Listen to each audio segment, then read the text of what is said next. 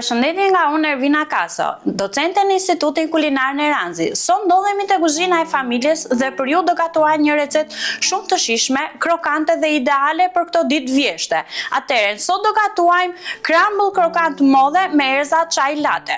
Për përgatitjen e kësaj recete do të na nevojiten mollë të cilat i kemi qëruar, miell, gjalp, ara pekan, erza të ndryshme si kanell, karafil, kardamom dhe ginger pluhur, sigurisht dhe piper të zi, tërshë reimët dhe topping lule shtrydhe, topping çokoladë dhe sheqer kaf. Si fillim do vazhdojmë me përzierjen e erzave çaj latte. Erza çaj latte janë një përzierje të erzave kanell pluhur, kardamom pluhur, ginger pluhur, karafil pluhur dhe piper të zi. Pasi kemi bërë përzierjen çaj latte, vazhdojmë me karamelizimin e mollëve. Në një tigan do hedhim gjalpin,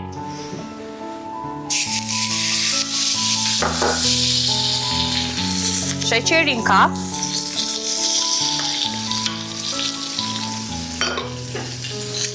i përzihem bashk. Pasi kemi shkrirë gjalpin dhe sheqerin kaf, shtojmë mollët për të karamelizuar.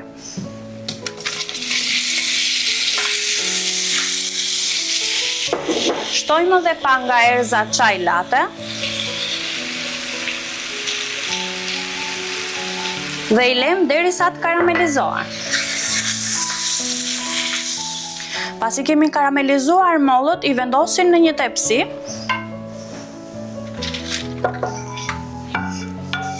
I përhapim mirë në të gjithë tepsin.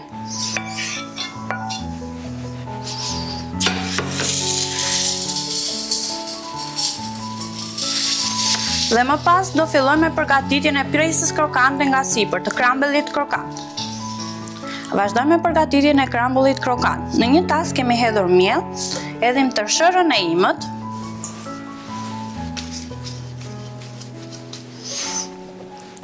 sheqerin kaf,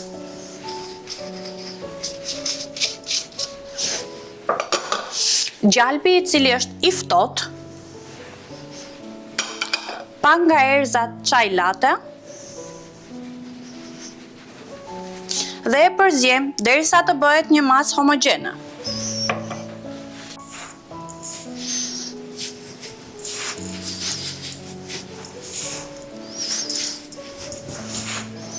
Pasi i kemi përzier, në fund i shtojmë ara pekan për më shumë shije dhe teksturë krokante dhe e përzijem.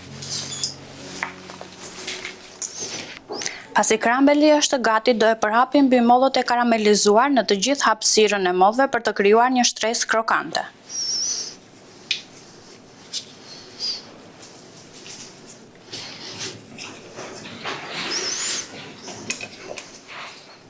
Pasi kemi vendosur shtresën e crumble-it krokant, e pjekim në furrë në 190 gradë për 25 minuta. Pasi crumble-i jon është pjekur, e dekorojmë me topping çokoladë.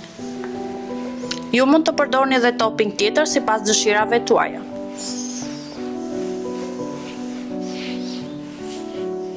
Kjo ishte receta jonë për sot, crumble krokant me mollë dhe erza çaj latte. Të gjithë produktet për këtë recetë i gjeni në dyqanet në Ranzi Organic Market. Nga unë Ervina Kaso, mirupafshim dhe shihemi në recetat e radhës.